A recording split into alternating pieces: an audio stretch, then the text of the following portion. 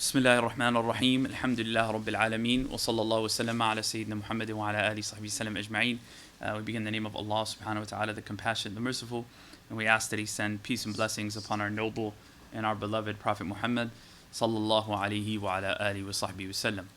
Alhamdulillah, for those of you who are in the first group, the freshman group, this is a class on Aqidah or Tawhid, which we'll talk about here in a minute. And for those of you who are from the last year, so you're, I guess, juniors now, you did not cover this text because we covered a different text together, so you'll be able to benefit from it as well. We'll begin with the saying of Allah subhanahu wa ta'ala, فَعْلَمْ أَنَّهُ لَا إِلَهَ إِلَّا اللَّهُ وَاسْتَغْفِرْ لِذَنْبِكَ وَلِلْمُؤْمِنِينَ وَالْمُؤْمِنَاتِ وَاللَّهُ يَعْلَمُ مُتَقَلَّبَكُمْ وَمَثْوَاكُمْ. So, Prophet, know that there is no God but Allah, and ask forgiveness for your mistakes and for the believing men and women.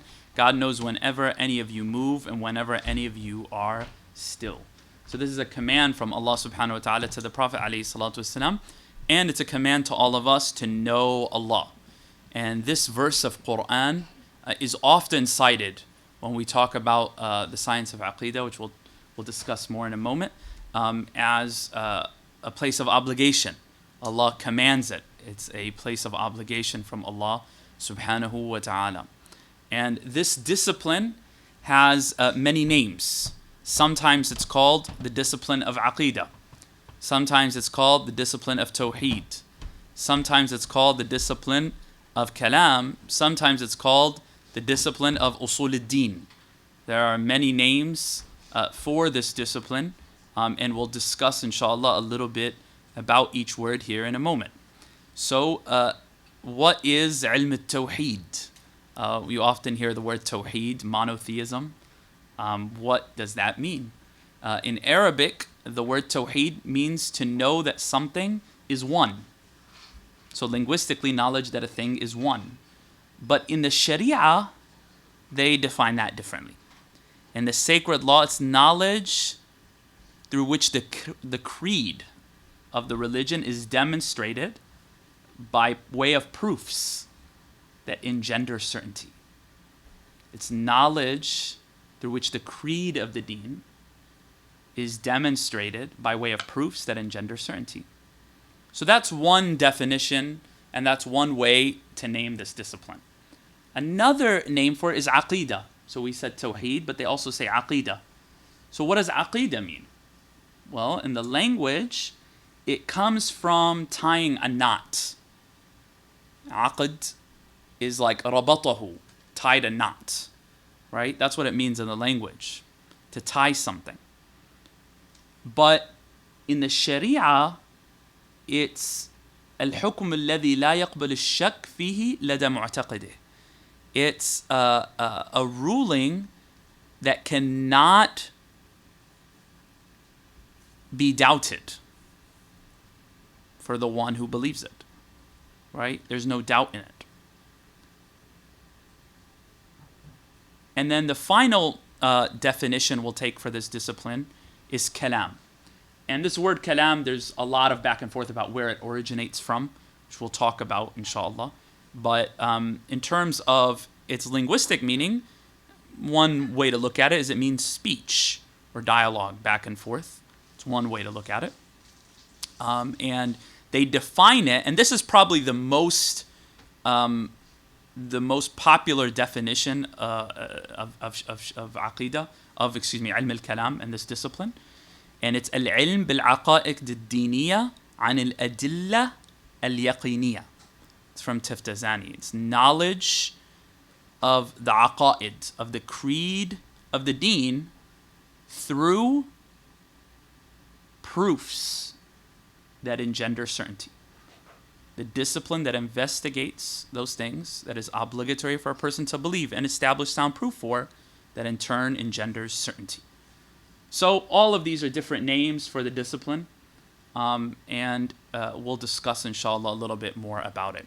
For those of you who are in our Risala al-Jami'ah class, we talked a little bit about where does the beginning of this discipline and how do you build forward. For those of you who are in Hanafi class, you might have done some of that with Hafiz Wahaj. Regardless, just a quick review of that. The basics of Aqidah is that you know the Shahada, La ilaha illallah, Muhammadur Rasulullah, right? So, La ilaha illallah, nothing is rightfully worshipped in existence other than Allah. And Muhammadur Rasulullah, that the Prophet ﷺ is the messenger to mankind and jinn, a message of accountability, moral responsibility. And to the angels, a message of ennoblement. But if we expand it just a little bit beyond that, okay, that's what you tell us about La ilaha illallah Muhammadur Rasulullah. What is it also about? What does the science of Aqidah teach us? The second step would be to disavow or negate the possibility that Allah have any imperfection or shortcoming. And 2, to affirm complete and unadulterated perfection for the divine. So the first thing you need to know is what is the meaning of La ilaha illallah Muhammadur Rasulullah. The second thing that you would need to know are these 2 points. You have to disavow, negate that Allah has any imperfection, and you have to affirm and confirm that what? Allah has all perfection. All attributes of perfection belong to Him. And then finally, the third step that we covered in Risala are the 6 pillars of Iman, the 6 pillars of faith, right? To believe in Allah, the angels, the books, the prophets, the Day of Judgment, and Qadar, good and bad from Allah. And we did a whole treatment of that in a Risala class. I will send you the document that pertains to that to this class in case you were in the Hanafi class or in case you need it as a review. Okay? And it'll define each one of those 6 and I'll talk a little bit about that. So here Ghazali says something really interesting. He says that the knowers of Allah, that they realize, and the ulama, that this saying, La ilaha illallah Muhammadur Rasulullah, that we worship Allah subhanahu wa ta'ala through, you can't fully come to believe until you understand that in it are foundations and branch matters, right? So you could take that La ilaha illallah Muhammadur Rasulullah and all of these knowledges that we're talking about stem what? From it, right? Which is what we're going to study together. Okay. So, this discipline, it generally is characterized in 4 different areas. 1, the sources of knowledge. How do you come to know something? 2, Allah. What attributes of Allah are necessary, what are impossible, and what are possible. 3, what we'll call prophetology, nubuwat. What are necessary attributes of the prophets, impossible, and possible. And 4, and finally, matters of faith. Things that we know only from the Prophet ﷺ are true. We don't know them rationally, right? We know them from the Prophet ﷺ and we have to believe them. That's generally how a book of Aqidah will be structured. So this little book of Aqidah that we're going to study together, Durus al-Tawhid, lessons in divine oneness or lessons in monotheism, that's written by Habib Muhammad, which we'll talk about in a moment. That's how this book is structured. And that's how most Aqidah books are structured. Those 4 areas. Okay. So we'll take a little bit of a detour here. And this, inshallah, we'll finish up the class talking about this before we discuss Habib Muhammad's biography. So whenever you talk about a discipline in Islam, there are these things, these matters called al-mabadi' al-ashara. Al-mabadi' al-ashara, the 10 foundational principles or investigations of any discipline. And they became known as 10 and became popular as 10. Before that, there were a few, and they've developed. And you could really probably, eventually, the ulama could add to them. But 10 is kind of what it's popularized, and there's verses of poetry that refer to them. And they're essentially like, what do you need to know about a discipline before you start to study it? Things like, what's the name of the discipline, like we just talked about? What's the definition of that discipline? What questions does it ask? Right? Who founded it? Right? They call them al-mabadi' al-ashara, the 10 foundational principles. Right? They're the background of every subject. So we already just did that together. We kind of started that, right? by saying, what is the name of the discipline? What is its definition, right? So what are the 4 names that I gave you? Tawhid, Aqidah, Kalam, Usul al-Din. And then we talked a little bit about that. In terms of what is the subject, that's one of the foundational principles. Name, definition, subject, mawdu'u, right? Well, the subject is Allah and the prophets. And what are the transmitted beliefs that we're supposed to believe in? So that's another foundational principle, right? 4, relationship of this discipline to other disciplines. Nisbatuhu. So this is a foundational science, the ilm of aqidah. Without knowing this about Allah and the prophets, the rest of the knowledge, why would you need it? You have to know about Allah and His Prophet, alayhi salatu wasalam. 5, the fruit of studying this. Well, salvation, right? Because knowing these things is the very crux of the deen, right? To believe these things. And the 6th one is the one where we're gonna stop for a little bit and discuss it. The founders of the discipline. The founders of the discipline. No. So, stop writing just for one moment. This is very important to understand. That the Prophet ﷺ, he taught us what we believe. He reared the generation. He taught them what they can and can't do. He did all of these things in one person. When he passed to the next life, he had already reared a generation of Sahaba, right? And over the next 300 years, disciplines crystallized and formed. So as certain needs arose, the community addressed those needs. But we're not saying that the people who founded these disciplines as though the discipline didn't exist before. We're just saying that those people did what? They crystallized and began really seriously writing about it. For example, when we say Imam al-Shafi'i, the madhab of Imam al-Shafi'i, does that mean that before Imam al-Shafi'i people were not doing those rulings in our religion? No, of course not. He's just the most well-known who really put the rulings together and developed a methodology to address it. Maybe a better example would be Imam Malik. Imam Malik's known as the Imam of Medina. Does that mean that Imam Malik, on his own, just put together those rulings and developed them as though he didn't take them from before? Of course not. He's just the most well-known, and he had his teachers who were doing the same things or teaching the same things as Imam Malik before him, right? So you need to know that. So the 2 founders of this discipline are Abu al-Hasan al-Ash'ari and Abu Mansur al-Maturidi, right? Abu al-Hasan al-Ash'ari, whose name is Ali ibn Ismail, from 260 of the Hijrah to 324 of the Hijrah, so born 260, dies in about 324. And Muhammad Abu Mansur al-Maturidi, from 232 after the Hijrah to 2. There's a debate actually about his birth, 232 to 240. They're not 100% sure, but they believe he dies in about 333. Right? So these 2 figures, although they live in 2 different regions, really form this discipline, as we'll see here in a moment. So I want to read for you an excerpt about the development of this discipline, and it's important to know. It's from Zabidi. And he says, one should know that each of these imams, Abu al-Hasan and Abu Mansur, may Allah recompense them on behalf of Islam goodness, they did not innovate something out of their own opinion. And they didn't create a madhab. Rather, they both affirmed the madhab of the predecessors. And they stood up for what the companions of the Messenger of Allah, Allah bless him and give him peace, were on. One of them, al-Ash'ari, rose to defend the text of the madhab of Imam al-Shafi'i and what it pointed to. And the second, al-Maturidi, rose to defend the text of Abu Hanifa and what they pointed to. And each of them debated with those of heresy and misguidance until they stopped and fled in defeat. And this, in reality, is the very foundation of true jihad.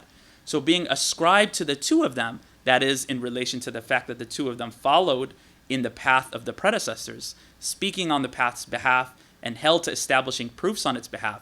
So the one who followed in that path became called Ash'ari or Maturidi, right? Al-Izz bin Abd salam mentions there was consensus on the Aqidah of Al-Ash'ari by the Shafi'is and the Malikis and the Hanafis and the noble of the Hanbalis. And this was confirmed by the Shaykh of the Malikis of his time, Abu Umar ibn al-Hajib, and the Shaykh of the Hanafis, Jamal ad-Din al-Husayri, and it was affirmed by Taqi-ad-Din al-Subki, as was related by his son At-Taj. And in the speech of Abdullah al-Mariqi, as quoted, Ahlus Sunnah of the Malikis and the Shafi'is and most of the Hanafis is expressed on the tongue of Abu al-Hasan al-Ash'ari. They stood up for it and used its proof in debates. Then al-Mayruqi said, Abu al-Hasan was not the first one to speak for Ahlus Sunnah, rather he followed the way of others. Or it could be said, he gave victory to a known madhab and he increased the madhab in proofs and clarity. He did not innovate a saying that he created, nor a madhab that was unique to him. Don't you see that the madhab of Medina was ascribed to Malik, and the one who is on the madhab of Ahl al-Medina is called a Maliki. Malik in reality followed the way of those who came before him and followed them extremely closely. The difference being that when he clarified the madhab and made it more accessible, and so it was attributed to him. Similarly, with Abu al-Hasan al-Ash'ari, there is no difference. There is no one who clarified and made the madhab of the predecessors more accessible and gave more victory to it. Right? So that just summarizes what I was saying to you before. So what we know and what we believe as Sunnis in Islam is founded by these two figures, but really what they were doing is they were just communicating what the predecessors had said before. But they formalized it, they systematized it, and they defended it in an age of heresy and these types of things.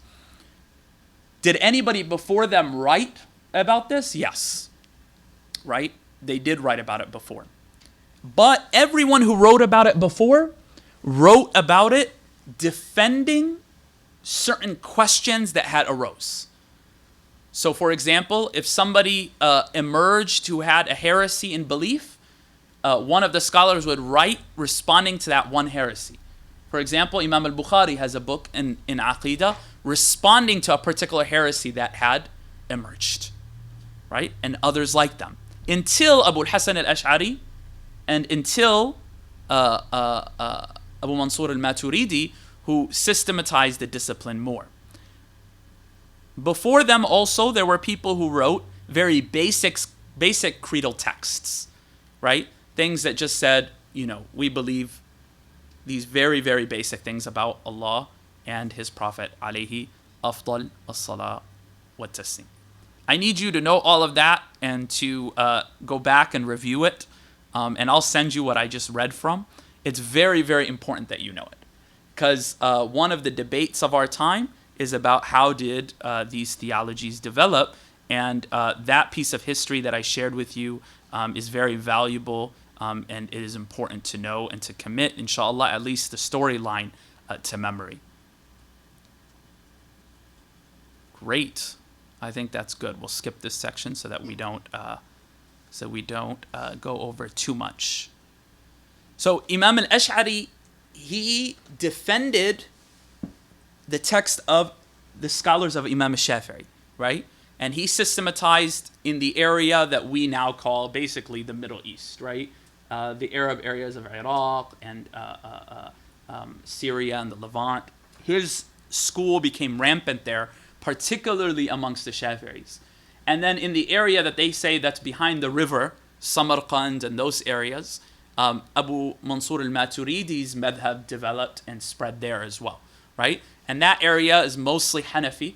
And so the texts of the Hanafis were, the Aqidah portions of the texts of the Hanafis were defended by Abu Mansur al-Maturidi, and the Shafi'is was defended by Abu al-Hasan al-Ash'ari. What about the Malikis? They were mostly Ash'aris, right? And the Hanbalis, some of them were Ash'aris or Maturidis, and some of them decided not to formalize their system of theology, but rather to continue writing the way of those before Abu al-Hasan al-Ash'ari and Abu Mansur al-Maturidi in very simple prose, right? And most of them, they were also formal Sunni positions. Some of them deviated a little bit, and we'll discuss this more, inshallah, in another Aqidah class, to anthropomorphism. But most of them, alhamdulillah, their writing of prose remained within Ahl Sunnah wal Jama'ah. Great. So that was the history of it and who developed it. How about where the science come from? Where is it derived from? Istimdaduhu. It comes from decisive revelation. It comes from hadith and verses of Quran that are decisively revealed. And it comes from reason, rationality. So this is one of the sciences where you'll see a very strong use of reason and rationality. And if you, inshallah, take the second Aqidah class, we'll discuss a little bit about that and the debate around that. Bi'idhnillahi ta'ala. It's ruling, it's obligatory. That's number 8 of the foundational principles of this science. It's obligatory on every individual. It's personally obligatory that you know the basics of belief. And we won't go into fadluhu and masailuhu because we'll cover that together. So those are the 10. All right. So Patrick, how much time do we have exactly? No worries. Take your time.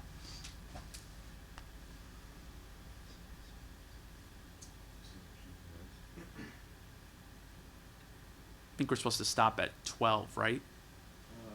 This session is supposed to be 11:50. But we have a 20-minute break after this. Okay, so we'll try to stop in like 15 minutes, if that's okay? Okay.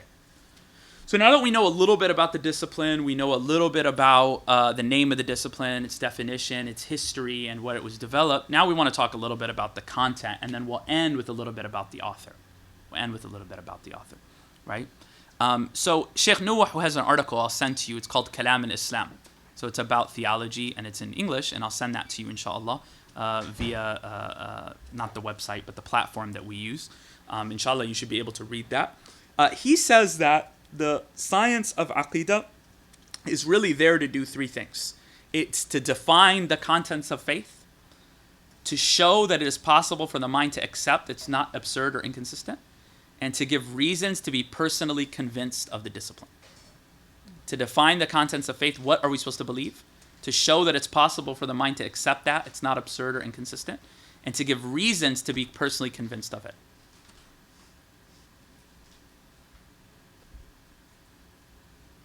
Meaning it's to have iman in those things. What is iman? We've covered that together before. It's tasdeeq.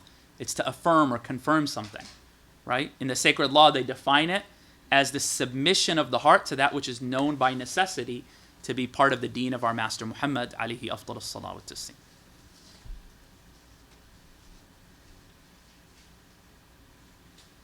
So, you'll find in the study of Aqidah central beliefs that one must hold or they're not Muslim.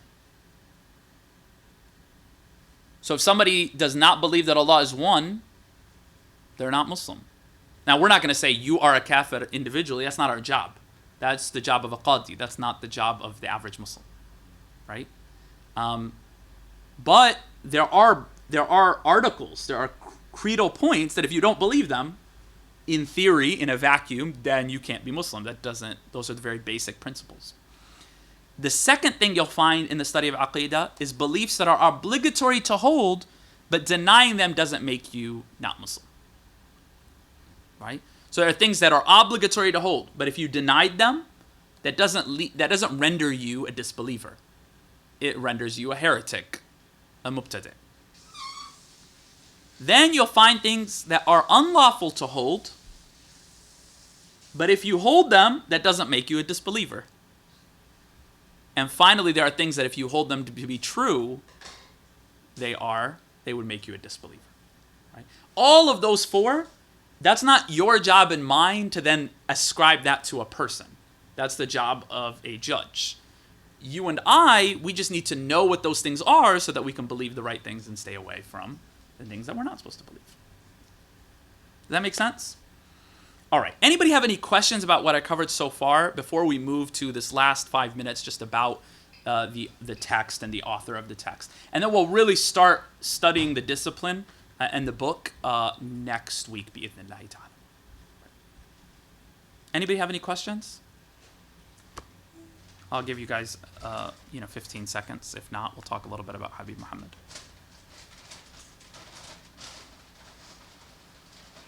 You just get 9 and 10 real quick. Sure. You want them in Arabic and in English? Yeah, so the ones we didn't really cover together is fadlu, right? Fadluhu, and masailuhu is number 10, right? For fadluhu is it's praiseworthiness, and then masailuhu are like the questions that it addresses. Any discipline is just an assortment of questions, right? They're topics that are discussed. What's the difference between 5 and 9 then? 5, the order that I listed it would be, The benefit of studying uh-huh. is kind of similar to the praiseworthiness. That's the benefit, thamaratuhu, the fruits for you of studying it. Fadluhu are its praiseworthiness amongst the disciplines. Yeah. Yep. Yep. Any other questions? So that history part, I would say go back and learn it well, and inshallah understand it, because it's very important that you understand how this science developed, because in our day and age there are people who are challenging that. Okay, so let's talk a little bit about the text. So the text, this text is longer. This is the commentary of the text, but it's a commentary on the primer that you and I will be studying together, which is called Durus Tawhid. Lessons in monotheism, or lessons in divine oneness, or lessons in God's unicity. So many different ways to translate it. Lessons in Tawhid, right? That's what the title of the text is. And it's written by Habib Muhammad ibn Salim, right? Habib Muhammad ibn Salim. And we have the whole lineage for you. He's a descendant of the Prophet ﷺ, and he's the father of Habib Umar, who is the compiler of the text that you were just studying with, Sheikh Abdul Karim. Habib Muhammad was born in a village in Hadramaut in Yemen called Mishla, which is near the city of Tarim, in 1914. 1332 in the Hijrah. And he was taught by his father, Habib Salim, the foundations of the religion. And he had many, many, many other shuyukh from Tarim and from various other areas around Yemen. His extensive knowledge led to him officially being appointed as the Mufti of Hadramaut. And one of the things that's really special about him, and he's legendary for, is his use of time. He uses time very well. And the ulama are known that they don't waste time, right? So it's said about him that a day and a night would not pass except that he stood in prayer in the night, recited a large portion of the Quran, made abundant dhikr, taught his students, visited those who were sick, wrote something, issued a legal opinion, and so on and so forth. He had a lot that he would fill his time with. May Allah subhanahu wa ta'ala have us benefit from him. He also was not simply a scholar and academic. He also had a strong passion for calling people to Allah and spreading knowledge. And he would visit towns all over Hadramaut. He even visited India and Pakistan, where he took knowledge from hadith scholars there. Among them, the very famous and well-known Sheikh Muhammad Yusuf al-Kandahalawi, who wrote Hayat al-Sahaba, Lives of the Companions, a very famous and important work on the lives of the companions of the Messenger of Allah. Habib Muhammad also visited Sudan and East Africa, right? And the Comoros Islands. In the year 1387 of the Hijrah, which would have been 1967, the southern part of Yemen was occupied and taken over by a socialist government that was in a relationship with the USSR, right? And during that period, religion was persecuted because they advocated for atheism, and they particularly harmed the scholars of the religion. So Habib Mufti Mashhur, who's still living, who's generally referred to as the Mufti of Tarim, he had to take, for example, the texts of Islam that they had in the libraries and bury them in a certain part of the desert so that they wouldn't be destroyed. A lot of the teachers of Sheikh Abdul Karim, and some of those that I was benefiting from, when they studied during that era, they would have to study in secret. So they would carry their books underneath their clothing, secret places to be able to study with Habib Mashhur and others. It was a very, very, very difficult period, right? And during this period, Habib Muhammad decided that he was going to continue to call to Allah and continue to teach. And he was harmed for it, right? And when he visited Medina and the Haramain, many of the scholars there, a lot of them his relatives, told him, don't go back. They'll hurt you. But Habib Muhammad decided that the Sahaba had called under difficult periods to Islam, so he would do that as well. So on Friday morning of the 29th of Dhul Hijjah of 1973, he left with his son, Habib Umar, who's one of our teachers, then who was only 9 years of age. And he took him to the Friday prayer, and he told him, sit, I'm just going to go down to the local office, and I'll come back, and he was never seen again. His legacy is very strong, and his benefit to the ummah is huge, and this text is just one of the many texts that he authored. So this would be Habib Umar's father, Habib Muhammad bin Salim, rahmatullah ta'ala alayh. Rahmatullah. I'm sorry? They never found him, yeah. Never found him. So he's called the Shaheed, the martyr, right? Yeah, difficult periods. And, there's a lot to learn from this. We don't have enough time, so we'll just wrap up this minute. But there's a lot to learn from that. They taught and learned under difficult circumstances. And a lot of times, it's understandable, like, careful not to use names. There's politician X, he's on the news, attacking Muslims. Yeah, that's true, and we don't want to negate that that's not hard for us. But there are people who've been through worse situations, right? I mean, alhamdulillah, you're here and you can learn and I can learn and we're sitting together and there's no government coming in and saying what are you guys doing and arresting us. We're putting it up on YouTube, right? I mean, they went through eras that were very, very, very hard, right? And that's actually a sunnah of Allah. Things get better, they get worse, they get better, they get worse, right? Until things, yes, will get very, very bad, and the Mahdi will return, and that's whenever Allah subhanahu wa ta'ala wants it to happen, right? But we should understand and see how the scholars and the awliya and the salihin and the Muslims dealt with those things in the past, because it gives us a certain level of tranquility that, look, this has happened. This is not the first time, right? This is not the first time. So Allah subhanahu wa ta'ala protect you and I. Are there any questions? I know I rushed through that very quickly. Our time was very limited, so forgive me. But are there any questions about the discipline, the definition of the discipline, the name of the discipline, the author, what the subject matter is about before we end class, inshallah, and then next week begin with the actual text? How many? I don't know. It doesn't say in his biography. I will send you there's a article about him on Muwasala in English, which is really nice, really well written. So I'll send you that as well. So I'll send you Sheikh Nuh's article about this discipline.